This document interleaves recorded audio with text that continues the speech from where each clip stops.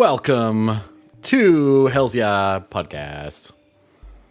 Hellz Yeah Podcast. Hellz Yeah Podcast. Hopefully I gave enough space to get the intro in the stream. But it looks like it did. Looks like it went. Sweet. Well, welcome. I am Sky. I am the guitar player for DK-ZERØ. And I am D-Punk. I am the singer in DK-ZERØ. You're the everything else of DK-ZERØ. Everything else of DK-ZERØ. I guess that's true. You are DK-ZERØ. What are you drinking tonight, D-Punk? I am drinking a mixture of vodka, Gatorade, and sparkling water. And more vodka. and this is just straight vodka, right? It's just like vodka, Gatorade, and a splash of vodka. I'm on the Ranger. I really like Voodoo Ranger. They're so good. It's good. Do we have? I guess we could start with like personal news and or band news, and then we can get to the things that we talk about. I don't know. Absolutely. If you're watching this after we stream, if you're watching this after we go ahead. You go. I'm gonna go.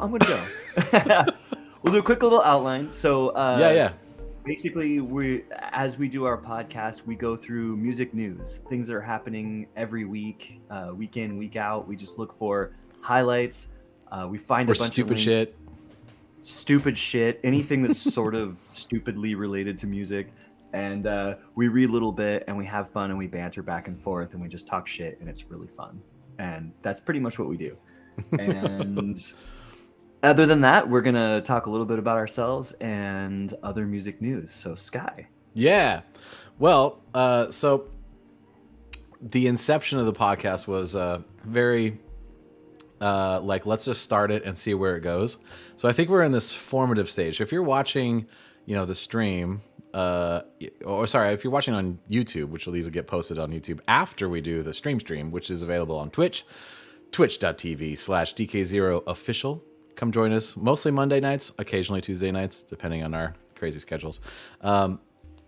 We're still forming like what this thing is going to be. So if you have ideas about like things you want us to do or talk about or see, or suggestions are welcome, because we don't fucking know what the hell we're doing. This is mostly just an excuse to get. This is mostly just an excuse to get together and drink, and like catch up and bullshit and make jokes. That's kind of where we're at right now. But that's what I have to say about it. What about you? I think that's a pretty good description. Yeah. Yeah. Just getting together, talking shit a little bit, having fun. Trying to keep it somewhat music related, and just having a good time. Growing the audience base. Yeah, we've talked about having some guests. Like we have got some pretty cool friends out there. Nuda was very casually talked to about being a guest today. She is obviously I'm very familiar with Nuda. She's my domestic partner. If you guys didn't know that.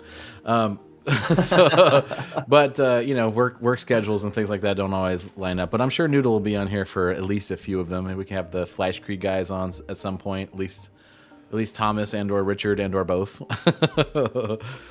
Yeah, absolutely. We'll definitely get to guests. We'll have some fun guests. I think we know some fun people all over the world, so it'll be really, really cool to do some. And I think we've been meeting. We've both been meeting like some really cool people lately too. So like it's kind of interesting to have this as a developing format while we're like kind of going out and meeting people and seeing things and doing stuff. To be like, hey, by the way, we have this stupid ass podcast that's dumb as shit. But if you want to come in there and like say Hell's yeah a few hundred times, then you're more than welcome.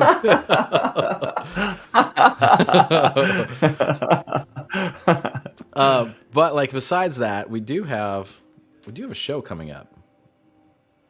Yeah, we've got a show coming up on November 4th. We're opening up for Aesthetic Perfection, Josie Pace, and Jen Cab.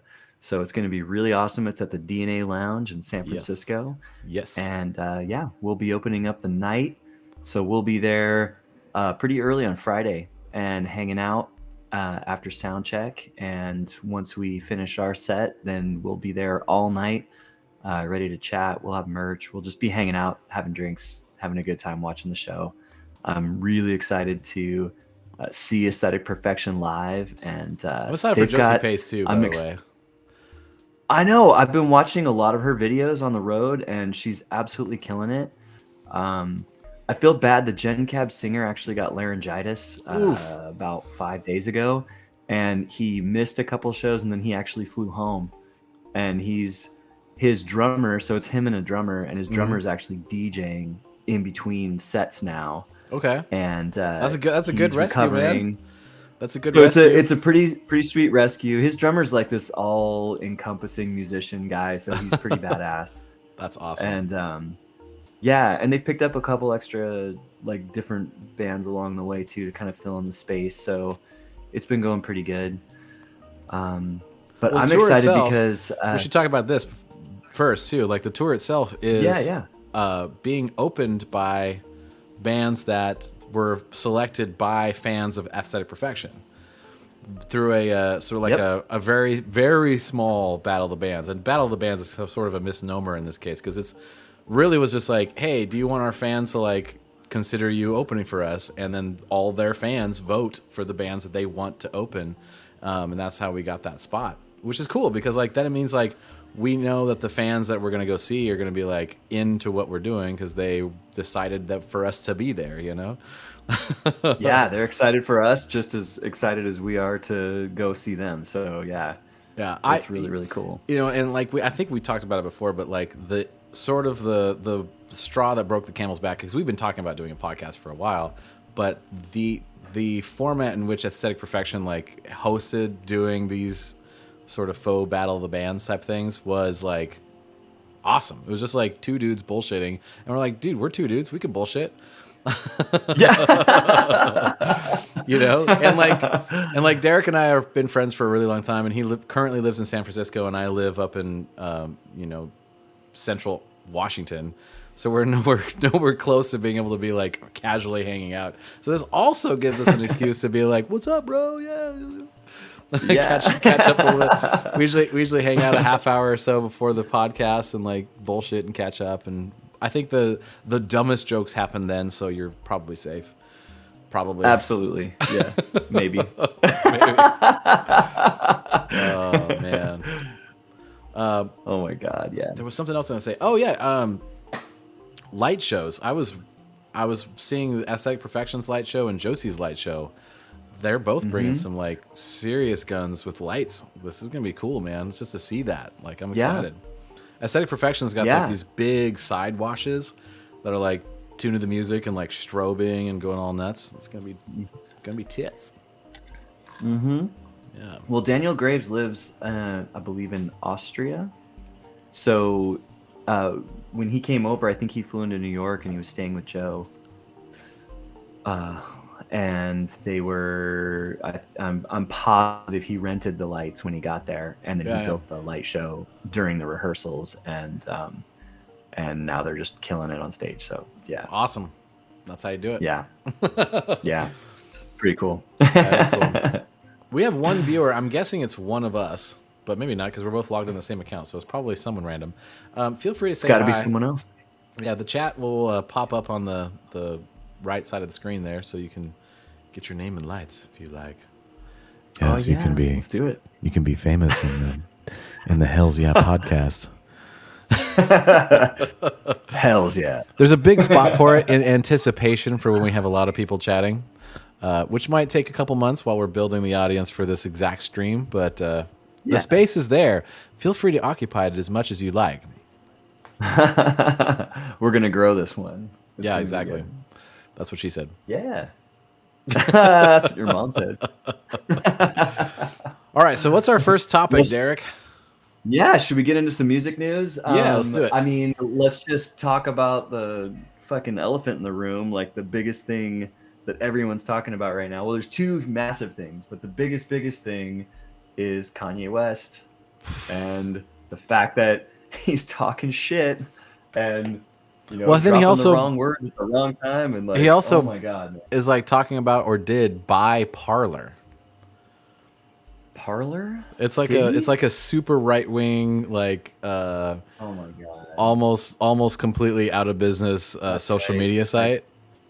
Yeah, I did hear that actually. Yeah, it's like But this, yeah. Well, this is fun. So I'm going to start with this article that All right. I found that's got a good headline to it, and it'll just kind of kick off everything that we want to talk about. But like, it says Kanye West's net worth drops from $2 billion to $400 million after Adidas ends the Yeezy deal. Ye is no longer a billionaire.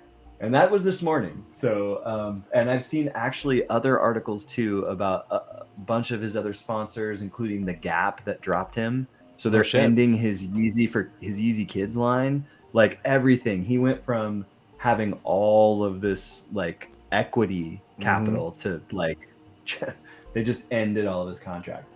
Wow. Kanye West's net worth has reportedly plummeted from $2 billion to 400 million following the end of his partnership with Adidas. According to Forbes magazine, Ye is no longer a billionaire after Adidas terminated their contract with the rapper and entrepreneur today, October 25th, over his anti-Semitic comments. Yeah, the comments, by the way, have you read them? They're like, it's not just like it's. Here's the thing. I'm gonna interject real quick on this one point because like. Do it. There is a difference between like being slightly racist and like that's not cool, but like okay, he's kind of racist, whatever. This was like violent ass shit that was like, oh god damn dude, you need some consequences for that shit. Like it was like uncomfortable, yeah, you know, super cringe. Yeah, I won't even repeat what it is because it's not worth it. It's not worth repeating. I mean, you can find it online anywhere you want to go. I watched also the Fox News interview that he did with Tucker Carlson. Not all of it, but I watched like probably 35 minutes out of the freaking hour or so that he was on there with Tucker. That checks out. Yeah, it's crazy. And then he did. There's another podcast I watch. Really regularly from a guy named Lex Friedman, and he is he's like a robot engineer. Like he's probably one of the smartest guys I've ever heard speak. He's like Russian born, but he's an American citizen. He works in robotics, and his whole theory is the relationship between human and robotic interaction, and that's what he studies and that's what he builds. That's cool. And he's fucking smart as shit, and he has the most intelligent people on his podcast, and they all of his podcasts are streaming like over 1 million streams per podcast. Some of them are in the multi-millions of streams on each one of them, because everybody that he has is like world famous. Yeah. The fucking smartest people in the world. And then he had fucking Kanye on there. Oh god. And I'm not even shitting you, dude. It's like it's so worth the watch. There's even clips on there that are there's a couple clips out there that are like 10-15 minutes, so it's not a big commitment. Just go watch one of them. You can see how specifically undereducated Kanye is in what he's trying to talk about. When you put him in a room with someone who understands discourse and knows how to talk, or also just the subject at hand,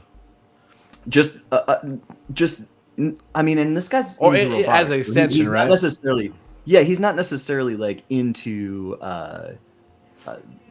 like social issues per se, but he's just so fucking intelligent, and he studies the human existence. So it's like, right. It's just amazing to see someone like Kanye talking to someone like Lex. I can't emphasize enough the differentiation that you immediately see and you hear when he opens his mouth and he opens his mouth, because Lex will call him out on everything that he's saying, and well, I think that's like, that's the sign of the times right now, right? Like, it's like you can technically say anything you want to say, and when you're someone like Ye and you have a platform that's like you know, the entire globe. And you also like the weird thing about like having a platform that big and not really having a responsibility to or any kind of like consequences for having a responsibility for using that platform is you end up with these weird opinions that just you can just make at any point and not get called out on it ever and have no consequences whatsoever on any of the crazy shit you say, and like just live in this fantasy world where like you're worshipped by all of these people around you because you're paying all their wages, and so for some reason that makes you like God in your own world and there's no one that's questioning it. It's such a weird thing to think about, like those are the people that influence culture. And then like to watch somebody that's like, well, okay, well actually, well here's what the facts are. What do you say to these facts? And he's like, probably has nothing to say to that, because to him it's like, well, the facts are whatever I say they are, you know. Well, that's the thing, is he tries to spin his Yeah. whole his concept, which is not a founded concept. It's something like you just mentioned. He fucking created in his own world in a vacuum, where he's surrounded by yes people and nobody's gonna call him out. And you know, even when you put him in a platform like Fox News, you got Tucker Carlson throwing him softballs all day long. No one's fucking standing up like. Well, yeah, because Tucker's gonna be like, "Oh, here's a black guy that agrees with my position. I'm gonna like, yeah. You ready for my Tucker Carlson impression? Here's my Tucker Carlson impression. Okay, go.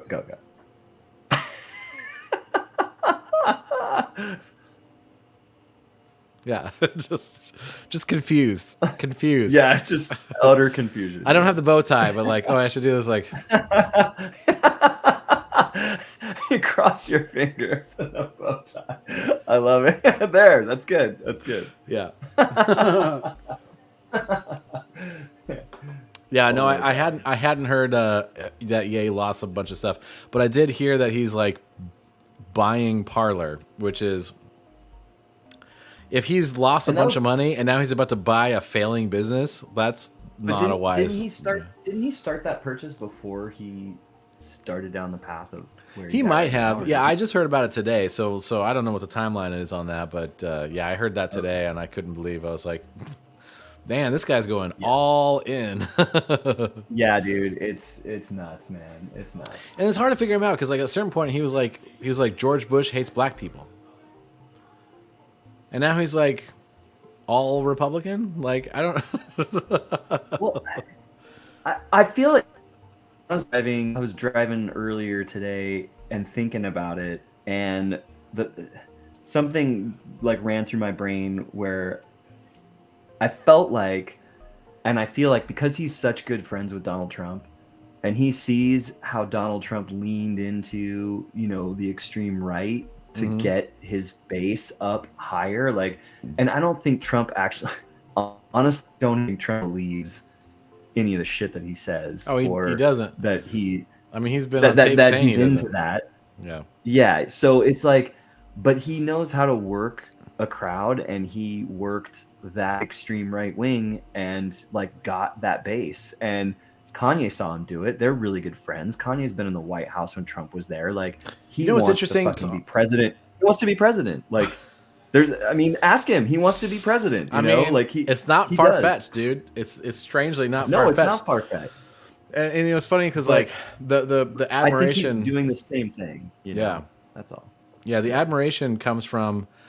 It's an interesting dichotomy or etymology, I guess, of where that admiration comes from. Because like something I've recently learned about is how much of a role Steve Bannon has played in all of that shit. Where it's really a study of effective propaganda. And Steve Bannon is like the expert, like probably the world's expert on aggressive propaganda. Like he's literally like studied it. All of the German propaganda, every country that's been effective with propaganda, he's read every book. He could write books himself on the topic.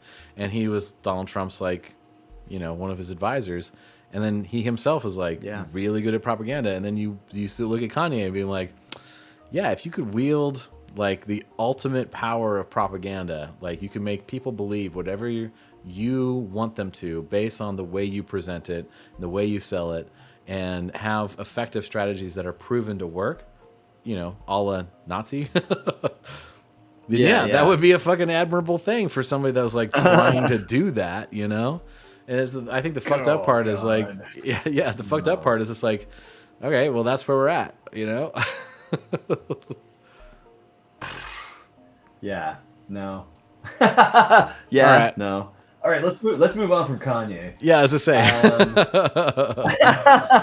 let's get back into some music. We're gonna start yelling at our microphones like, I know, no, we're not doing that. We're not doing that.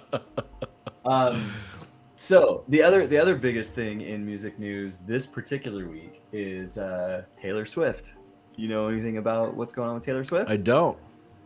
Okay, so she's been like doing a number of projects. One is like some re-recordings of some of her older songs. I did hear about that from like a couple. That was like last year though. She did the 10 and there's record. Some videos and a few other things, but she just dropped a new album, I believe. Yeah, she just dropped a new album. Taylor Swift. Did she is pick the it back first artist... up again when she dropped it? Oh wait! We did not Hellz that last story. Oh, we didn't. Okay, so let's talk. How many Hellz yeahs? I feel like that was a solid 5 Hellz yeahs because it was engaging, even though it was like fuck Kanye. It was still like, oh, this is a narrative. You know what I mean? Like there's a lot of Hellz yeahs. There's so many layers. Yeah. I would say they're awesome Hellz yeahs, but like 5 Hellz. 5 out of 5 Hellz yeahs. 5 out of 5 Hellz yeahs. For topic. Yeah. Okay. I don't know how we're deciding it, but like that's what my vote is. I think that's good. I mean, ultimately, when we get to a point, like I'm sure people will tell us like how many Hellz. Oh yeah, we're gonna get everyone telling us how it should be. Worth, you know. I'm hoping that people are gonna tell us how it should be because I don't fucking know. So anyway, Taylor Swift. Taylor Swift is doing the thing. All right, so we're moving on to Taylor Swift. So we got Taylor Swift. That is the first artist to sell 1 million records in week 1 of releasing her album. Actual physical copies. What?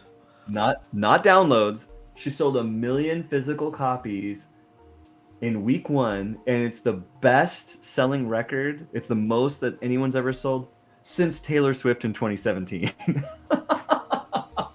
Man. The days when a superstar could sell 1 million records of their album's opening week are supposed to be at an end. A relic of a time before streaming service, when fans still mainly purchased albums and directly drove artists' album sales. As Taylor Swift often does, she has once again moved the goalposts regarding the music industry and can see as possible what the music industry can see as possible from a major pop star. The opening week sales for Midnight, Swift's 10th album, are unprecedented in the streaming era. Data from Luminate or Luminat or whatever, which supplies the figures for Billboard's charts, shows that Swift has already managed to sell 1.2 million album units through just the first 3 days of Midnight's release. Wow. As Billboard reported Monday. This marks the first time a musician has managed to get their album in the opening week to Coma Club since Swift herself did so in 2017. Man. So, dude, yeah.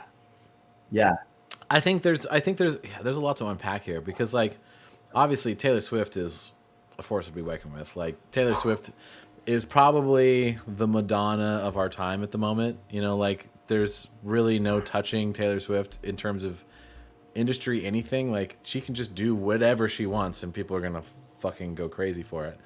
I mean, luckily what she does is actually typically pretty fucking good, you know, and she's pretty good at reinventing herself to kind of keep up, and she's done it like a dozen times at this point. You know. Oh yeah. But like, I mean, Taylor Swift, like you said, it probably has to be one of the most talented of the female pop artists of her particular genre and generation. I've seen her perform acoustic show with a guitar, and it put me to tears. Like her voice is fucking incredible, and she's a great musician. Like she's just really, really good. but it also doesn't hurt that she did her commercial on the NFL channel. Yeah. Well, I mean, like the thing You know, is before the album dropped, it's like, oh, I'm just gonna go on NFL and I'm gonna sneak a little thing, and like, 10 billion people are gonna watch me right now. Well, I'm sure that So yeah, commercial you sell a costs a million pretty records when penny. You know, the thing is, like, Oh, she's playing the game right. You know what I mean? Like, I think that's the thing. Like, the ultimate is like, is she independent right now? She's not doing a label, right? Like, she's got her own crew. No, I don't believe she's independent. I don't believe so, but I could be wrong. I know she's like independently like pulled her shit from Spotify and like a whole bunch of stuff like that, you know. So I don't know if like record labels have been involved with that or not, but I know she's like an advocate she might have a lot of control over it, you know. Yeah. Like there's a certain point at which certain artists can gain some control over their, creative destiny and whatever's happening. Like like U2 could probably do whatever the fuck they want to do. Yeah. I'm sure Taylor Swift can do whatever the fuck she wants to do. Like, yeah, I'm Sting sure. can do whatever the hell he wants to do. You know, it's like Kiss can do whatever the hell they want to do. Like, there's certain artists and bands that can just do it because they're those people. But like, Right. Yeah. Yeah, I'm curious about that. Smile.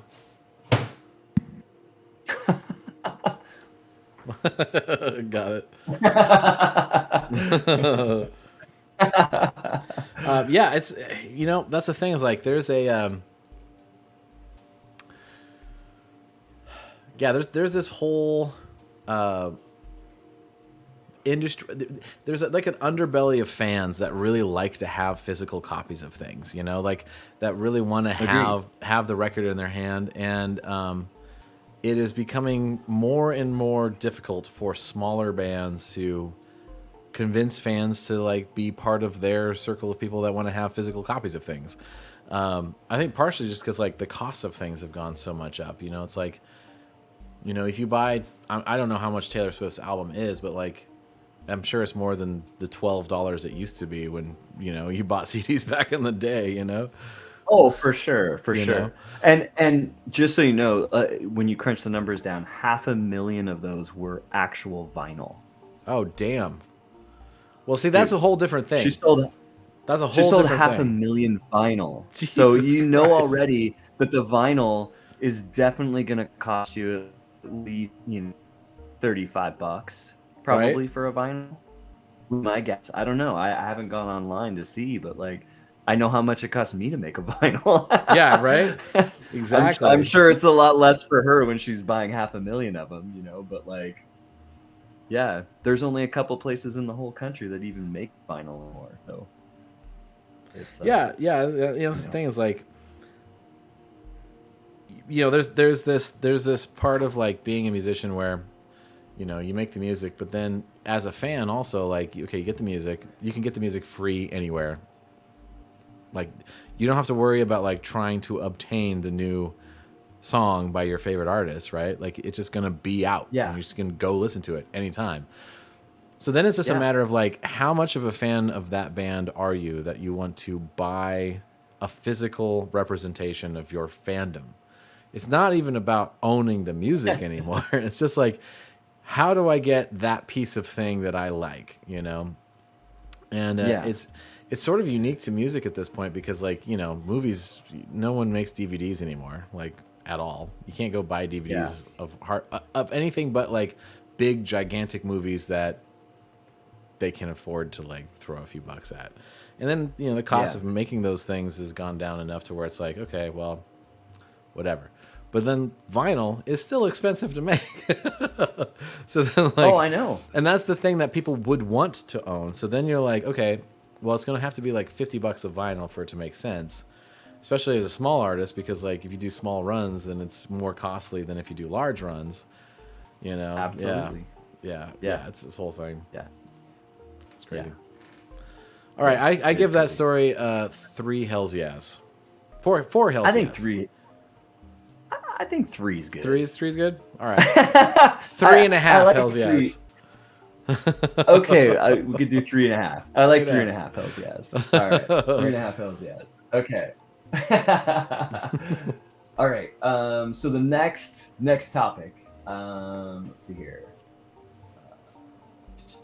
Oh yeah, this just happened this weekend. Though, have you heard of the When We Were Young festival? Oh yeah. I have When we were young. So I yeah, have friends in Vegas. Actually, have been talking about that. So go ahead. All right. So yeah, I'll let you introduce so it, and then I'll talk. When about We it. Were Young. All right. So here's the headline: When We Were Young festival has first day canceled due to high winds and it's in Las Vegas. So Las Vegas Music Festival is headlined by Paramore and My Chemical Romance, and will continue on October 23rd and October 29th. So this was actually posted on the 22nd, which was the first day of the festival. When We Were Young, the Las Vegas Music Festival has canceled its first day due to high winds. Festival organizers published a statement on social media Saturday morning, October 22nd, in which they said that they were forced to call off the festival's first day due to an advisory from the National Weather Service. And just kind of blasting through here, they upgraded their Saturday forecast to a high wind warning, including dangerous 30 to 40 mile per hour sustained winds with potential 60 mile an hour gusts. So that's what got it basically postponed for that. Yeah, I had heard about that, and it was funny because like I hadn't put two and two together that like that was the festival. I had a friend of mine, Blake. I don't know if Blake is watching, probably not.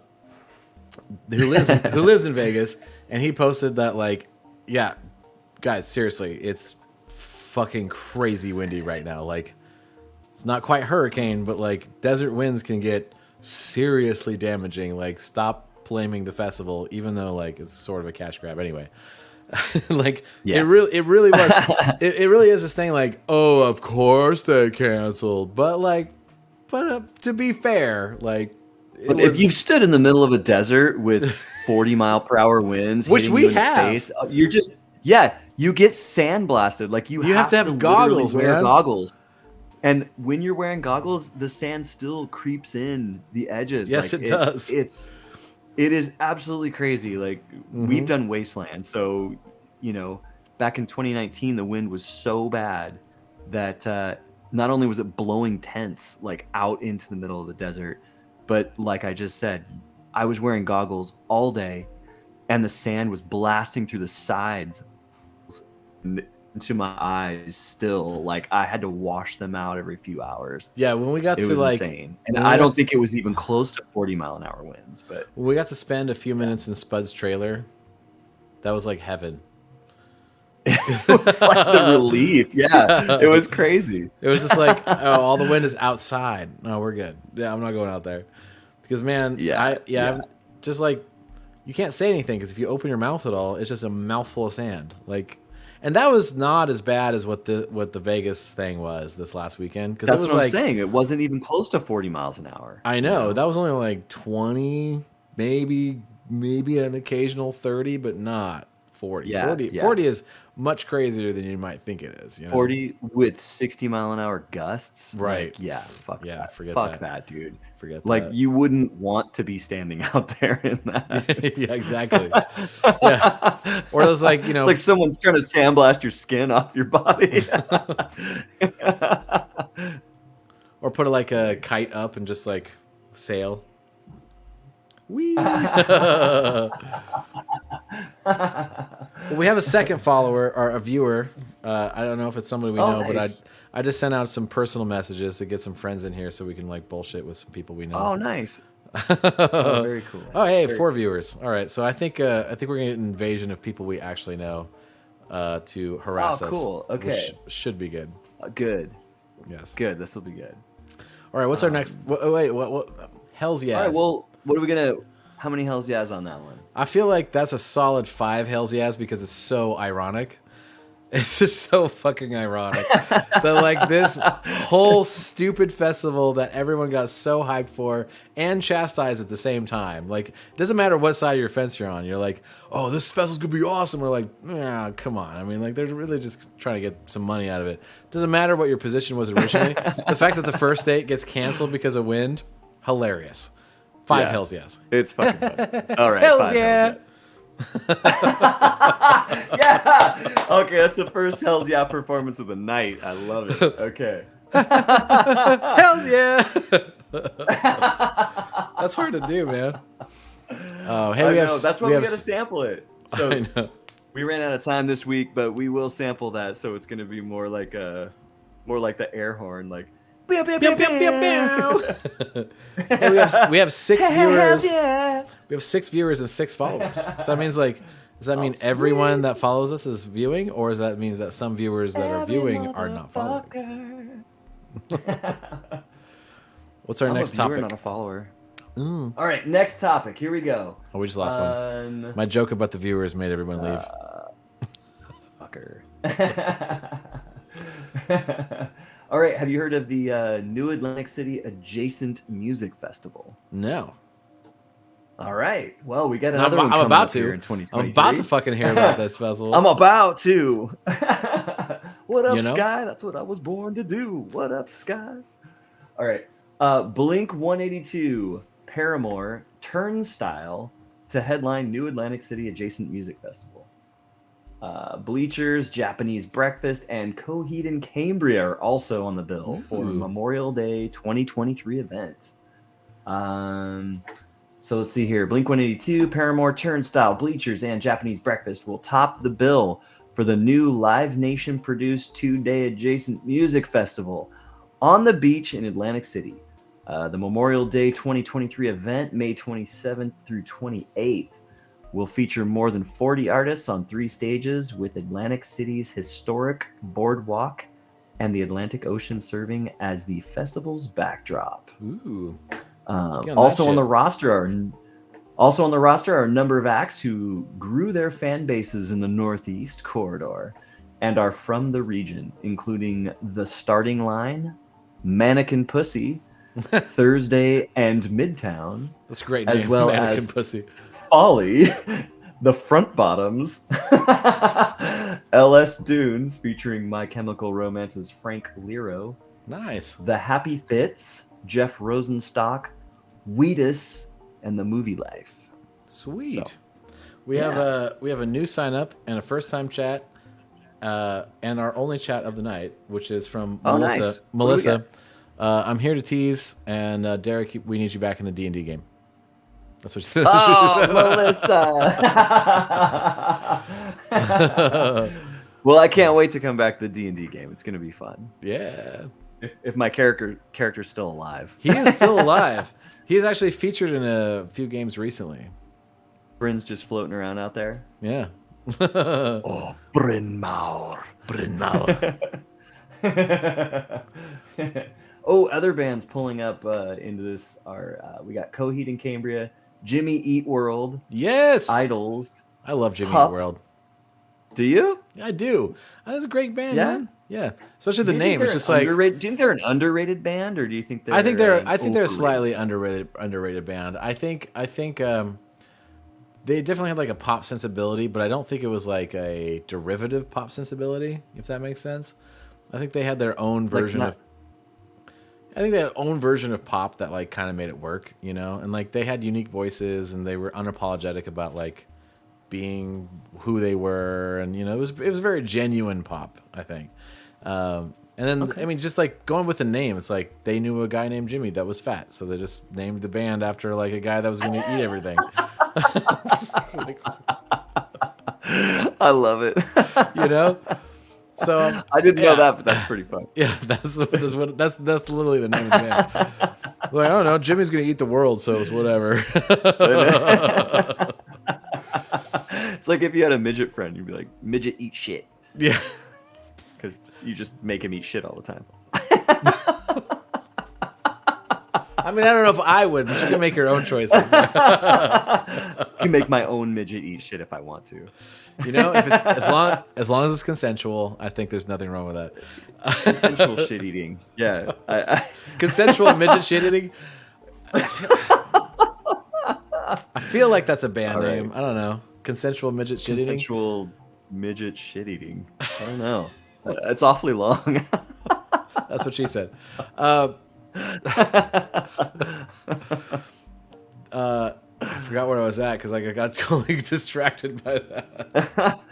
Well, what genre is Jimmy Eat Oh, World? yeah, it's Jimmy Are Eat they World. pop punk? Like I feel like they're in that like post Green Day pop punk kind of thing. Yeah, I yeah, don't know. totally. No, they have their own vibe of pop, and like, I don't think they're like a revolutionary band. You know, like I don't think like you should be like worshiping Jimmy Eat World or anything like that. But I do think they have like they have a vibe that like gets overlooked a little bit, and I think they have a part to play in like sort of the current landscape of especially pop punk style music. Like anybody that's like kind of going in that direction, there is an element that Jimmy Eat World brought that didn't really exist before them. That's like this Do they fit in that? nerdcore pop punk crossover thing. You know, like there's a certain amount of like Does okay. Blink 182 fit in that? Is it like I don't think so. I think it's okay? it's close, you know, but like I think Blink-182 was still managing to maintain cool, whereas like Jimmy Eat World was not even trying to be cool. They were just like, They're just yeah, we're Weezer but pop punk. You know what I mean? Like they weren't even trying to like maintain some kind of like Blink-182 had like Travis Barker, who's like sexy as hell, you know, like well, right. you know, you look at Jimmy Eat World, you're like, yeah, there's no Travis Barker in this band. There's no Travis Barker. You're Jimmy Eat World, but you're no Travis Barker. You know, that's like it's like Bare Naked Ladies, like his great band, Bare Naked Ladies, really good pop, really strictly pop band. Wrote some really good songs, obviously some you know, a few like viral hits, but like, you know, overall, if you listen to their whole catalog, they're pretty consistent, like with good melodic songwriting, but you would never like label them as a sexy band. There's nothing wrong with that. Just saying, like that's just not where they're at. While we're on the Travis Barker kick, have you listened to Machine Gun Kelly at all? Do you like that guy? Like, what are your thoughts on him? I haven't dived into it too much. I would love to say that it doesn't really matter that much, but clearly everyone else thinks it does. And like, you know, it's a weird thing. It's like I'm trying to, because I haven't followed it that much, but he's like a pop guy that was like, okay, I'm punk now. So so didn't he become famous because he was the guy that played Nikki Sixx in the Motley Crue movie? Oh, really? That throwback. Yeah, he was the guy that played Nikki Sixx in the movie as the kid or whatever, and then he ended up working with Travis Barker, and they wrote a song that actually did relatively well, and like that's kind of where his name sort of came from. And then he liked working with Travis so much, he's like, hey, I want to write a whole fucking album like this. So, and he didn't do like pop punk stuff at all. Like he wasn't even close to that. And Travis Barker like pushed him down that avenue, and he became what he is now because of Travis. And I guess my argument would and then be, there's like all this crossover like with Youngblood. Like I don't know if you know that guy Youngblood. I've mentioned him like quite a few times. Yeah, I know who he is. Yeah, I was listening to some. Yeah. I think the thing that people might overlook with Machine Gun Kelly, because obviously like him as a person is controversial too, because like he's gotten so famous from some of the weird relationship shit he's been in, and like just like beefs he's had with people, that it kind of overshadows like what he's brought to the music community in a general sense. So I don't know if it's a good thing or not, but I mean, like, getting back to like people holding guitars on stage and that being like a famous like person singing thing, and playing guitar, you know, like I don't have a problem with his that. whole thing is playing guitar. Right. I don't have a problem with like that being a normalized, like, oh, this is part of what you do as a performer. And like the guitar or an instrument in general, like doesn't have to be guitar.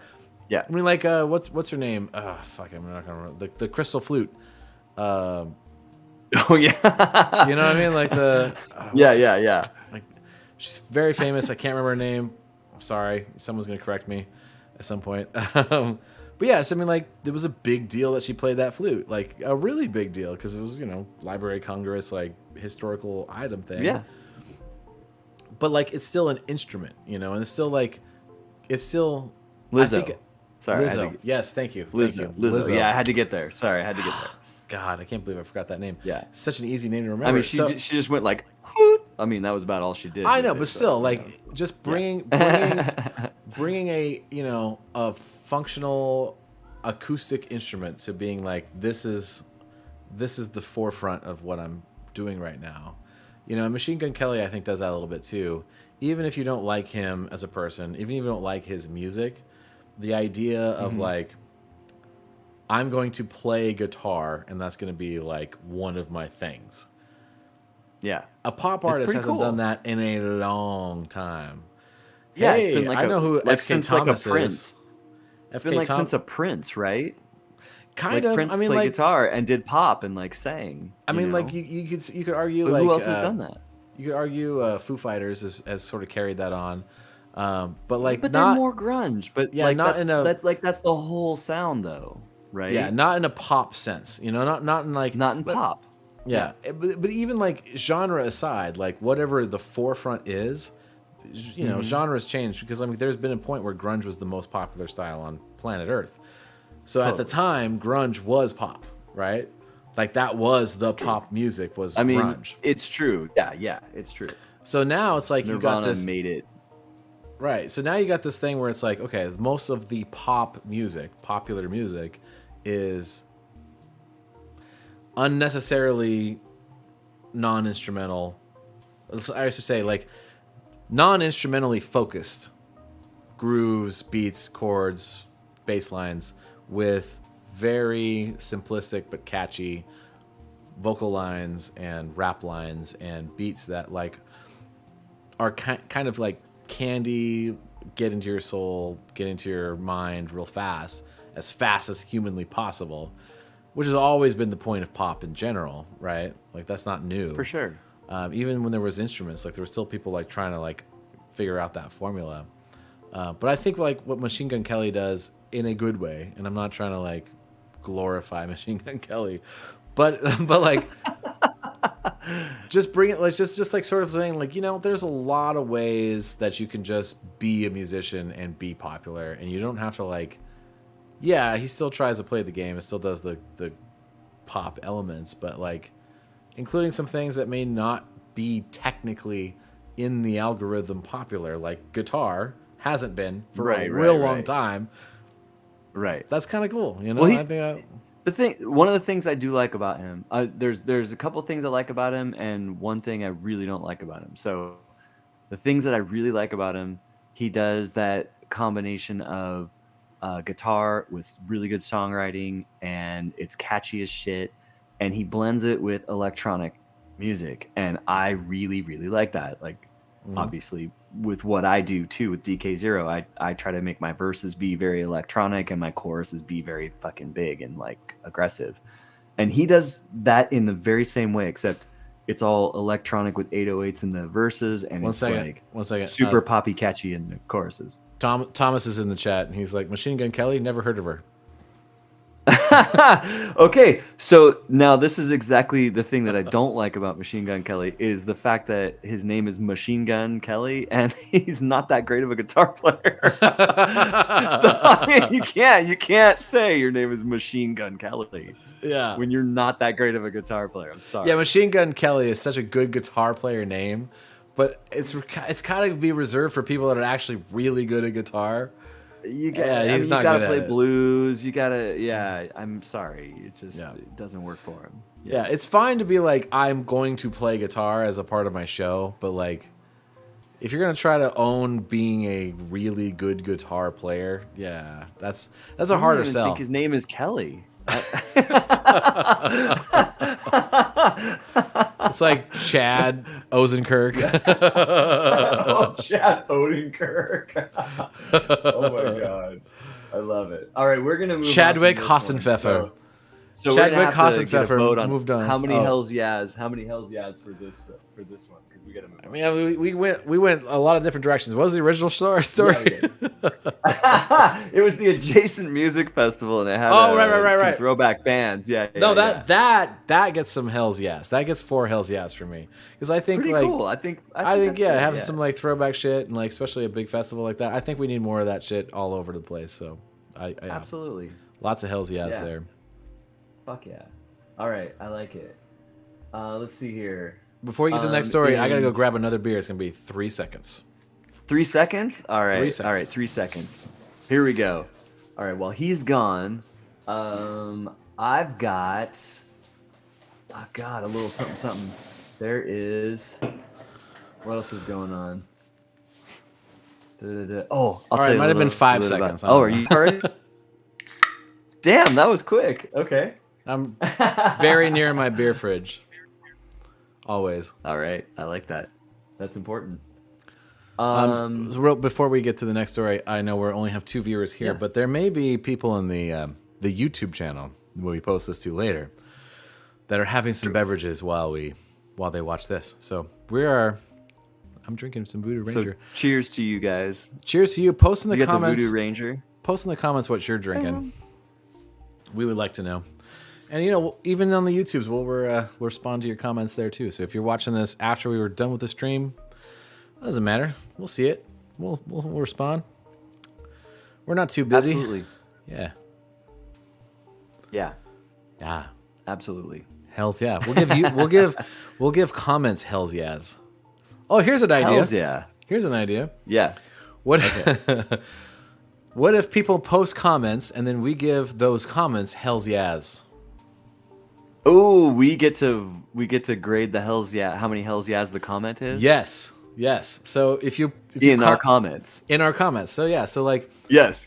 Comment down below, and then we will Hell's yeahs your comments as many as we can. If it gets crazy, then we're gonna cut it off at a certain point. But I like it. Yes. So you have to like try to figure out the comments going to get the most Hell's yes. Hey, look at this. We got like I don't know if you can see the actual stream, but we have a nearly full chat box for the first time. Oh, that's badass. I like it. Okay, here we go. See, we're getting this right. All right. So the next article I'm looking at is it's about an America's Got Talent guy.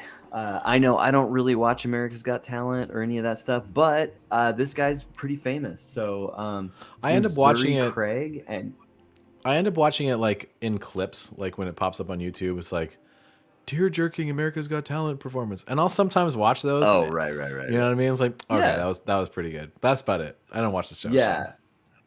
I mean, there are some good vocal performances. There's some.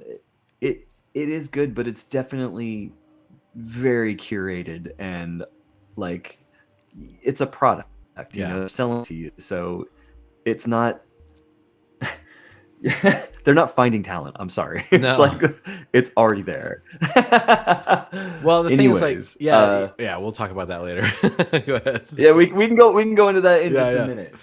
So the headline here is Zuri Craig is dead. America's Got Talent 2015 finalist dies at age 44. Whoa. He sang on season 10 of the show and appeared in several Tyler Perry movies, which I have seen.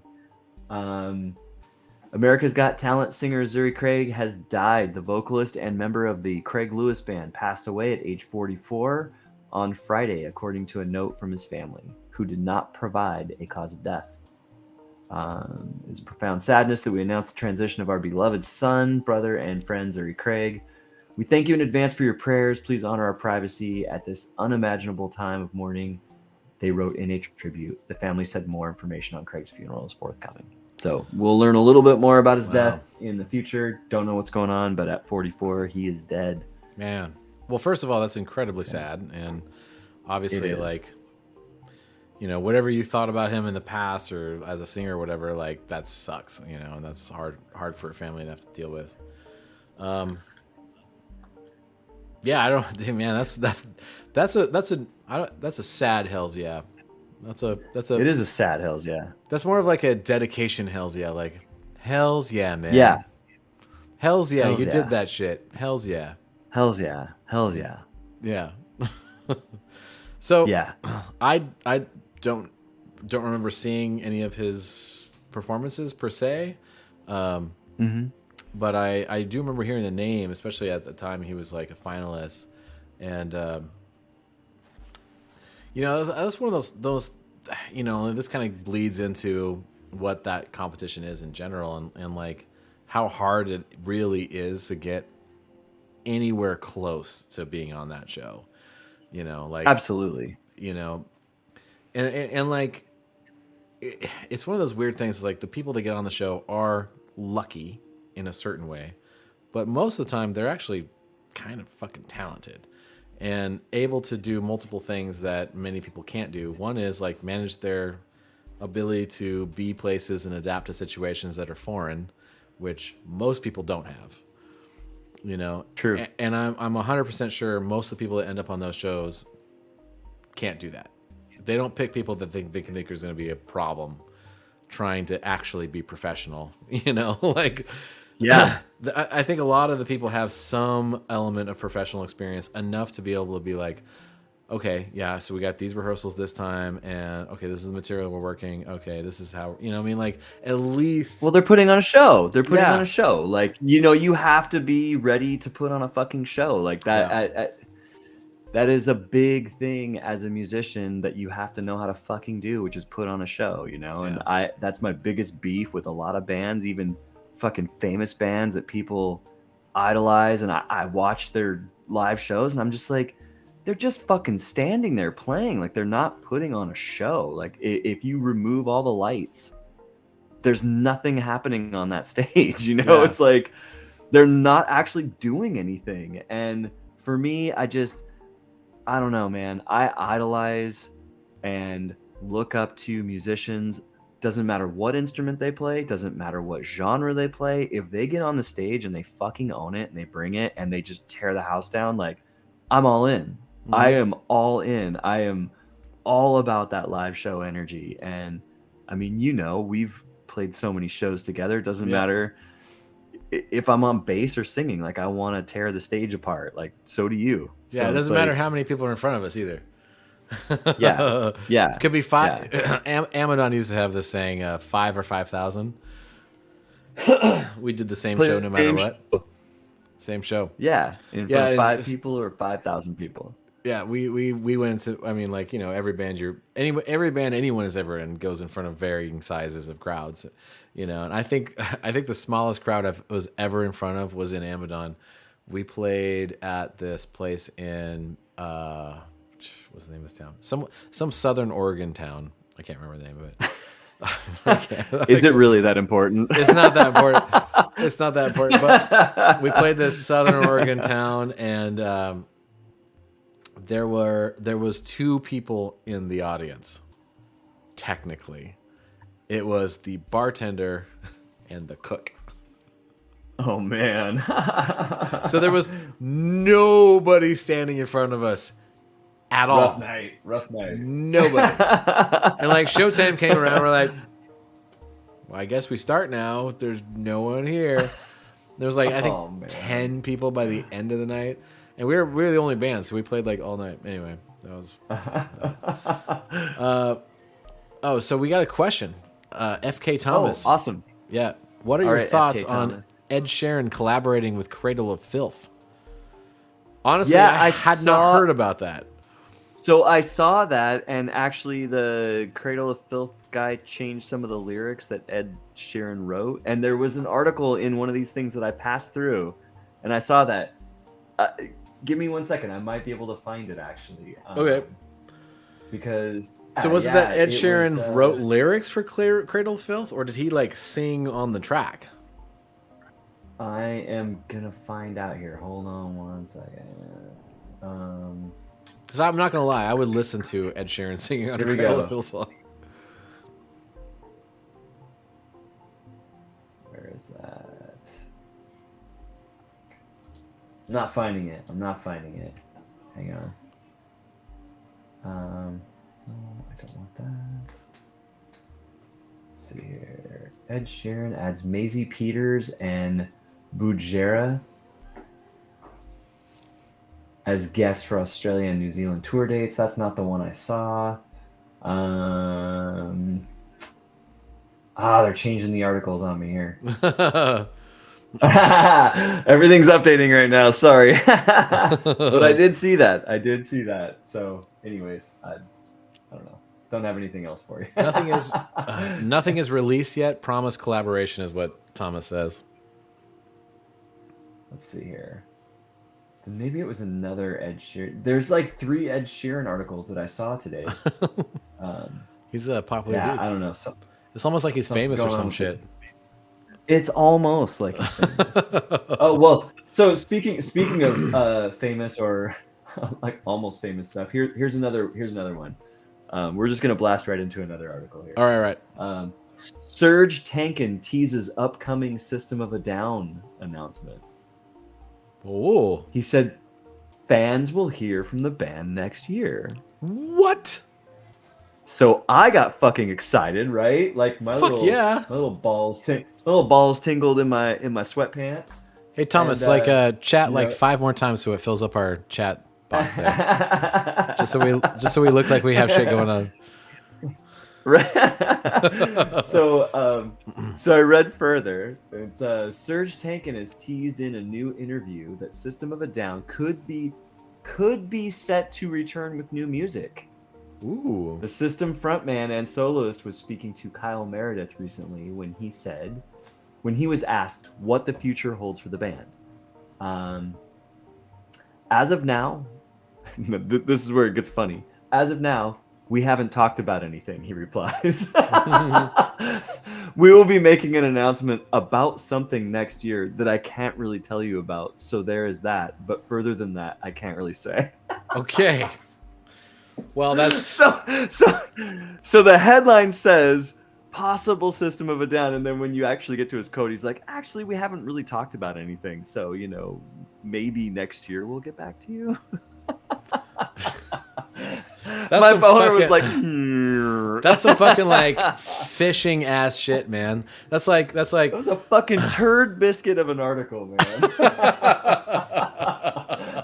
I give that was a shit sandwich. I give that a 0.5 Hellz, yeah, because like it's exciting to hear the name System of a Down, but it's disappointing to hear no actual news about it. You think they put their keys up on the table, but then they didn't. No. Yeah. They woke up, didn't put shit of their face up. Didn't put their keys up on the table. Yeah. Wake up! I didn't put the keys up on the table. All right, man. Let's see here. Let's do one more, and then we'll call it. All right. One more. Okay, we'll do one more. We can do 2 more. We can do 2 more. I'm not in a hurry. All right. More. One is cool and one is surprising. First time chat. We got Mercury JQ. Mercury JQ. What up? He says. Hi. They say. I don't know if it's a he. I'm sorry. Well, what's up, Mercury JQ? Yeah. Thanks for popping in to our gosh, I guess this is officially our it's JQ. 4th podcast. Hand JQ. signals. Oh, I think I know who that is. It's a DJ that Kaylee played with the other night. She's awesome. Oh, nice. That's awesome. All right, so in news, Irish clubs set to stay open until 6 a.m. under new laws. What? Kind of cool. In Ireland? Yeah. Oh, in Ireland, they currently close at 2:30 a.m. Right? This is what I thought. So as soon as I saw this, I'm like, fuck, it's time to tour Ireland. Nightclubs in Ireland are set to stay open until 6 a.m. under new laws from 2023. Man, that was Irish nightclubs currently have to close. Go. Oh, I was gonna say that was the weirdest thing being in Russia, where like the bars don't close at all. Yeah, they don't. JQ says knowing nod. I'm pretty sure that's the DJ that was at Kaylee's. She was awesome. She's very nice, and we all had a shared experience. I'm gonna go ahead and say it. The sound guy was one of the dickish sound guys I have ever worked with in my entire life. And why is this a common... I have worked with so many dickish sound guys, like a lot. It's kind of more common for them to be dickish than not. Correct. Yeah. JQ says man baby. So you're saying he's at the top of your dickish, already dickish dude. list? Dude. Okay, I'm gonna get into this because here's the thing. Okay, so you're gonna have to interject here and then.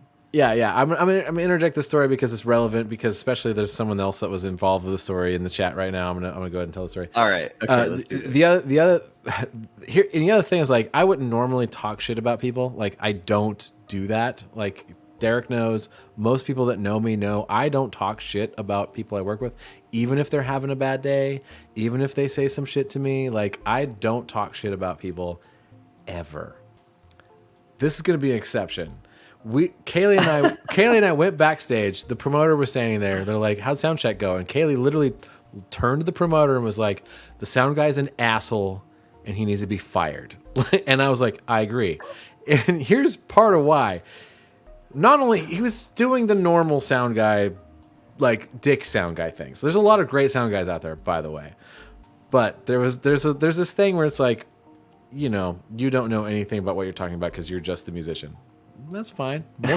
Most of the time, that's actually true. I am a sound guy, by the way. I'm a sound engineer. So, like, when I run shows, there's a lot of times where the artists don't know what they're talking about. And you have to be polite about, like, okay, well, what you're asking for is going to be difficult. Here's why.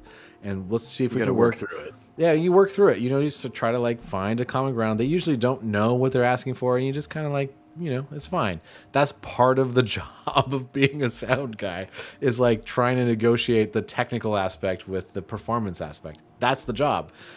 And so he was doing that part, which I'm fine with. I'm used to that. But then he did this thing where he was trying to get this cable and he was really frustrated. And he picked up Kaylee's table that has her laptop, her hard drive, all of the shit that's like really expensive, and like picks it up and slams it down real hard. And Kaylee looks she looks at him and is like, "Are you fucking serious right now?" And I'm like, "Hey man, there's some expensive shit on that table. You should be more careful with that." You know, I kind of got in his face about it. And like her hard drive got disconnected, her in-ears like fell to the ground. Like it was not okay, like at all. Like that was like incredibly unprofessional. And then I walked to him too afterwards. I was like trying to make peace, trying to like, you know, bridge the gap. I'm like, "Hey, you know, I can tell you're having a frustrating day, you know, but like we all have a job to do. Let's just get through the day. Like, you know, like it's going to be fine. Like, don't worry about it. You know, mistakes happen. Like, let's just be cool." And he just stood there and like, didn't say a word. I'm like, oh my God. Dude, I don't think you know what bridges you're burning right now, and it super sucks to watch you burn them because, like, there was some high-profile people on the show, and, like, not to say that we were, but, like, there were other people that were, like, kind of high-profile. Oh, for sure. Were super pissed off about his attitude, so... Yeah. He's gonna have some talking tos if he wants to get hired. I won't work with him again, you know. So if we work for that promoter again, I'll be like, "Yeah, just make sure that guy's not working. I'm good." You know. Yeah. So I want to give the DJ's the same way. She's like, "Yeah, I'll remember his ass." I won't remember his ass because I never stared at it because he, you know. Anyway, I had to tell that story. Because it's relevant, and it just happened on Sunday, and it was ridiculous. So if you're a sound guy, you know, if you're a sound guy out there, just remember, have the temperament and be aware that you're gonna have some off nights, and you just gotta like work through that shit, man. It's what the job is. Anyway, that's my story time. It's what the job is, unless you're Jane's Addiction. Oh shit! Jane's Addiction cancels upcoming shows due to peripheral injury. Due to what? Peripheral injury. Oh shit! Band hopes to rejoin tour with Smashing Pumpkins this weekend in Cleveland.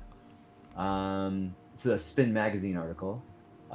Jane's Addiction has canceled 5 shows as part of the Spirit on Fire tour with Smashing Pumpkins, in the wake of singer Perry Farrell suffering an unspecified injury last Wednesday, October 19th, at New York's Madison Square Garden. Since then, Farrell has been in pain and discomfort, according to a statement posted on social media, but has been receiving rigorous physiotherapy that has done wonders. Our Lady Peace will replace Jane's Addiction at shows this week in Philadelphia, Pittsburgh, Montreal, Toronto, and Quebec City. The group is hoping to rejoin the tour on Saturday in Cleveland. Guitarist Dave Navarro has already missed the entire tour with what's being called a bout of long COVID, and has been replaced by Queens of the Stone Age, Tony Van Leeuwen. Wow, damn. That's a double whammy, man.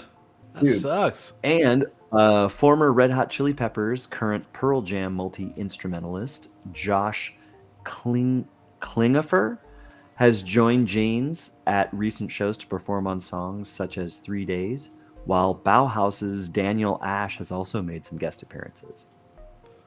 So Jane's Addiction is like absolutely pieced together. Thomas says that maybe they can borrow the Foo Fighters chair. The Foo Fighters chair? Yeah, when he broke his leg, like he used to be like sitting on the throne. No, that sucks, man. Like, I love it. You know, there's you know, no matter how you feel about any band, like just hearing injury shit, it sucks so bad, man. Oh, yeah. Yeah. Like, I know Marilyn Manson got a lot of shit for this like a year and a half, 2 years ago, when one of his props fell on him during the show, and then he ended up in a wheelchair, and he missed a couple shows and like all that stuff. And I heard there was so much shit talk. God, I guess this would have been like 2 years, 3 years now, maybe 3 years ago. There was so much shit talk about that, but are you kidding? Like, if you saw the size of that prop and it literally fell on him and it fucking knocked his leg crazy, and yeah, he ended up in a cast and in a wheelchair for like 6 months. It's like, I mean, he shot a fucking music video in the wheelchair. Yeah, that's like powering through. That's fucking rock star. Like, he came out on stage 2 weeks later in a wheelchair with his cast and did the whole show in the fucking wheelchair, and then shot a music video in the wheelchair, and then like he just made it part of his shtick. That's an artist, man. Like, you know, like, that's fucking crazy. I know there's a lot of people that have like personal shade about Marilyn Manson, rightfully so, for some of the bullshit he's pulled, but like, you can still learn lessons from an artist doing the artist thing, you know, and like that's one of those things. It's like, okay, well, here is someone that is an artist, like in the context of them being an artist, is like, damn, you know. It's the same thing like with Dave Grohl. I mean, like, he literally broke his leg on stage, went to the hospital, got in a cast, came back the same night, and played the show. That's fucking nuts, dude. You know? That's fucking nuts. Yeah. That leads into a personal story that I actually have, which is... Oh, we're going to end this on a personal note. Okay, we're going to end this on a personal note. This story, I'm trying to remember who it is. Before we go into your story, we got a Hellz this article, because we haven't Hellz the last Oh, yeah, week, So. Man, that's like a solid... So, it's hard because it's like, it's kind of like a sad thing, but like the resolve, I think, gives a good 4 Hellz to me. You know? Yeah, you can see like all the musicians from all these other bands, like Queens of the Stone Age, Chili Peppers, you know, Bauhaus. Right. Like they're fucking coming in. You know what? Saving the day. Like they're making 5 Hellz.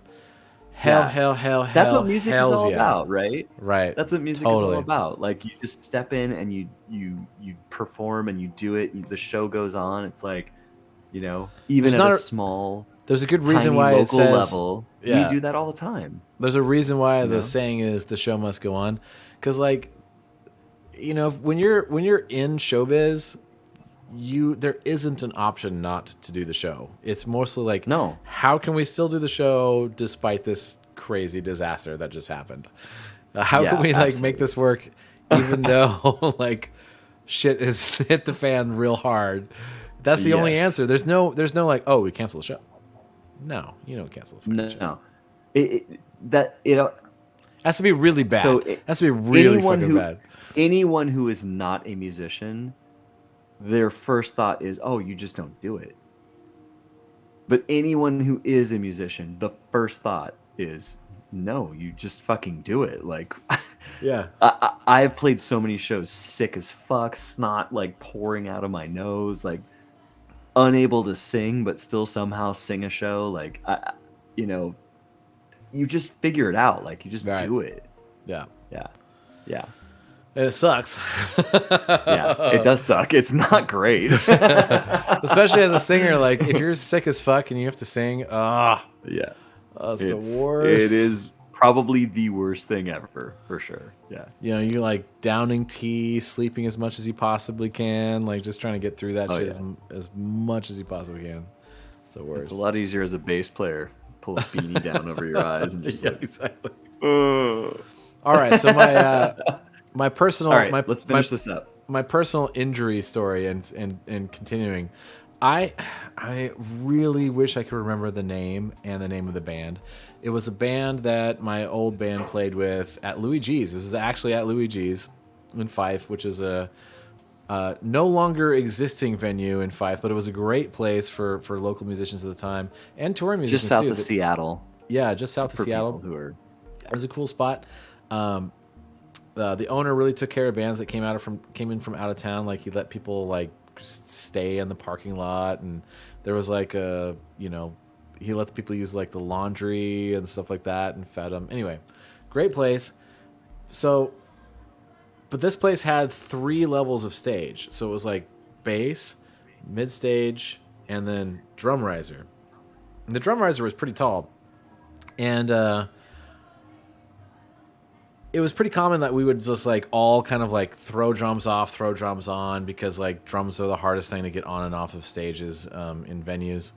And so there was a bunch of people just like bringing drum parts up to the drummer of this band. And he jumped off stage jumped off to the drum riser to go get one of the pieces. And he didn't realize that someone had put the hi-hat stand right in front of the drum riser. Oh yeah, this is the story. Oh. And so he jumps off stage and he lands on his side first in the hi-hat stand. And if you don't know what a hi-hat stand is, it's literally just a spike with a pedal on it. That's all it is.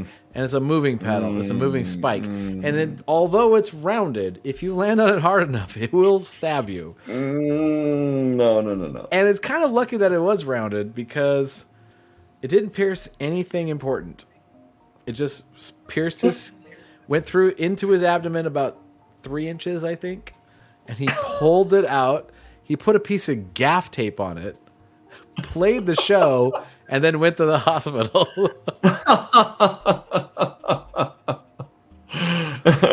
I mean, that's kind of a heroic story too, though. So, like, we're ending on a heroic note, right? This by far the most rock star shit I've ever seen with my own eyes. It's bloody as fuck. Yeah, because it was like right there in front of me. It's just like, oh god, like you need to go to the hospital. He's like, no, it's fine.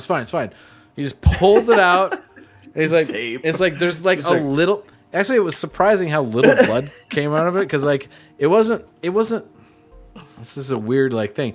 It wasn't like a cut, right? Because it was so dull. Like it just kind of like, like, and so like when it came back, like separated. Yeah, just like it didn't make that big of a hole, an actual hole, because it's just kind of like stretching the skin more than anything. Even though it was like definitely piercing, but it wasn't like cutting to the point where it was like gonna need stitches or anything like that. So like, yeah, he went to the hospital and like he was fine.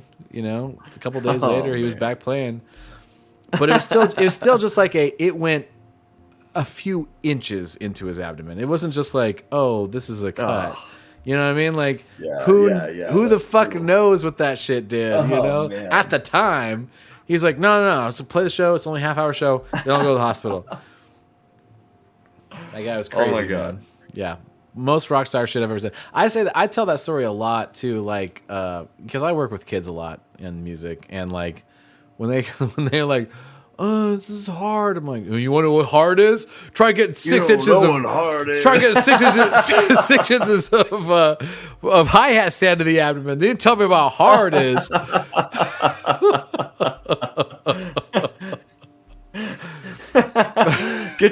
You get to stand up your ass. Yeah, exactly. 6 inches uphill and downhill, both ways. Yeah. Oh yeah. All right. Let's call it for the night, dude. Call it. We've been on for a while. Yeah. Yes, it's yes, good. indeed. It's been a Thanks for really, joining really us, guys. successful Thanks for Thomas and Melissa and JQ hanging out.